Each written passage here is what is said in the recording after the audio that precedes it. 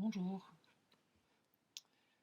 Euh, je crois qu'il était temps de faire une vidéo de présentation euh, du conte Mercurabiote, qui est un nom un peu biscornu, à l'image de nos intestins, je crois, et d'arriver à mettre à jour les intentions de ce conte,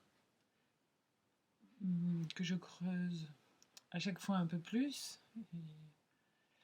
et qui est souvent nourri de multiples lectures que j'aimerais pouvoir mettre à la lumière, des idées qu'il en ressort. Et il semble que les temps demandent à, à faire le jour sur des intentions qui nous sont propres et qui nous entourent. Et c'est pour ça que Mercure apparaît, dans le sens où il laisse, euh, il laisse remonter à la surface une fois qu'on a lâché, une fois qu'on a réussi à voir les identifications auxquelles on s'est attaché. Il laisse passer une fonction essentielle de digestion. Il laisse passer.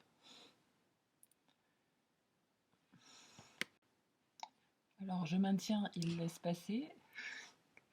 Et à l'écoute, je suis pas sûre qu'on m'entende très bien. Alors je vais monter d'un ton. J'en étais donc à Mercure, qui assure des fonctions de digestion. Enfin, c'est l'idée que je m'en fais entre le haut et le bas, entre ce qu'on assimile et ce qu'il en ressort. Et, et, et du coup, ça laisse, comment, au tamis, il reste une fois que le tri a été fait, il reste une sorte de pure nourriture, euh, peut-être, enfin peut-être que c'est inconscient, mais une fois comment, que les choix, que, que, le, que les choix, euh, comment dire, j'ai entendu Annick de Souzenel dans une vidéo la semaine dernière dire que on passe une partie de notre vie à faire des choix et que l'autre partie, on est choisi. Et j'entends dans ce qu'elle dit là que qu'en fait on finit par être choisi par nos choix, qu'une fois qu'on a fait le tri, euh, une fois qu'on a fait le tri dans nos choix, enfin les choix c'est pur en fait de même, et on sait ce qu'on veut et ce qu'on veut pas, et du coup ça facilite la, la vision, on va dire, la vision des choses. Et passer, passer un certain temps, euh, les choix se, viennent de même à nous. Alors, je dis ça maintenant, j'ai passé un peu la quarantaine, et c'est quand même plus simple aujourd'hui de savoir quels sont mes choix, si tant est qu'ils soient vraiment les miens. Bref, j'essaye de faire le plus possible la lumière sur ce qui m'est propre, de ce que j'ai pu digérer, de ce que j'ai pu assimiler. Je ne sais pas si tout ça est publiable, si ça a un intérêt. Je pense que oui, parce que c'est l'idée que je me fais et de ce qui me permet un peu plus tous les jours en tout cas de comprendre et de toucher à ce qu'il y a de plus subtil en moi en tout cas. Et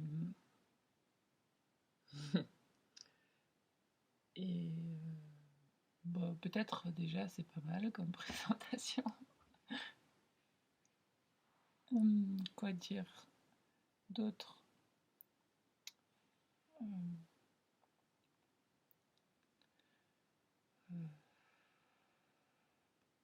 Du coup, ça entraîne de courant, c'est ce que je comprends aussi. Entre un gros courant de fond qui remue et qui bouillonne, et celui qui entre, et au milieu coule une rivière.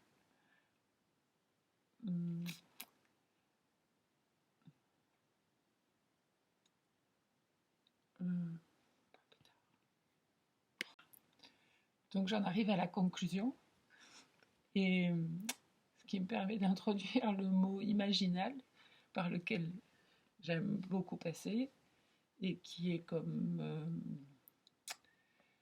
un trou dans la souricière, un moyen d'accès à une sorte d'intermédiaire entre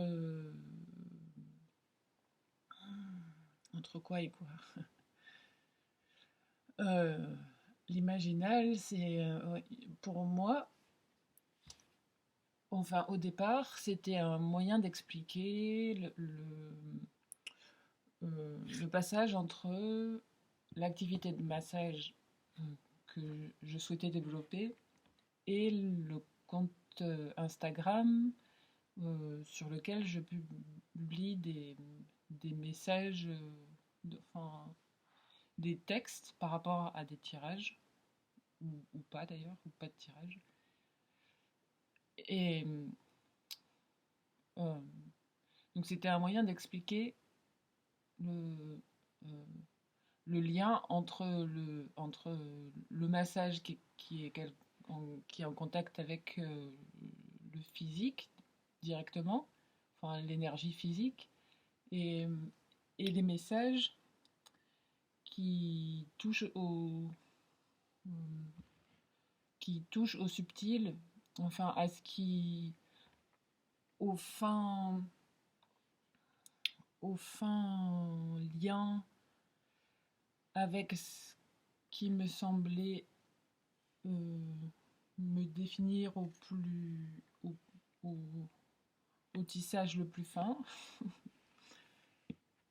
et donc à l'abstrait, au subtil et à l'invisible, enfin en contraste avec le physique et le concret, ce qui peut aussi être défini et touché dans ce qu'on ne voit pas, mais ce qu'on ressent qui passe par les sens. Pour moi, ça passe par les sens, les 5 sens, enfin ce qu'on connaît a priori, et qui, combiné ensemble, permet de faire un entonnoir et de digérer ce que le physique et ce qui nous entoure nous amène. Et donc l'imaginal serait ce premier contact, enfin ce moyen de passer la tête par un trou euh, euh, par ouais, comme, comme une naissance ou comme un nouvel essence ou un nouveau sens. Et du coup, c'est un mot génial parce que d'abord, il existe déjà euh, depuis longtemps. Il a servi à expliquer des choses qu'on avait du mal à toucher. Et, et tout ça prend tout son sens. Enfin, j'espère. Je ne sais pas si c'était vraiment pour faire une vidéo de présentation et j'aimerais bien pouvoir par la suite revenir sur les liens aussi en dehors des messages qui sont publiés sur Instagram, pouvoir euh, exposer par ces vidéos les liens que je fais et, et, et du coup jeter de la lumière dans ces temps obscurs. Bon, eh bien, peut-être à bientôt alors. Au revoir.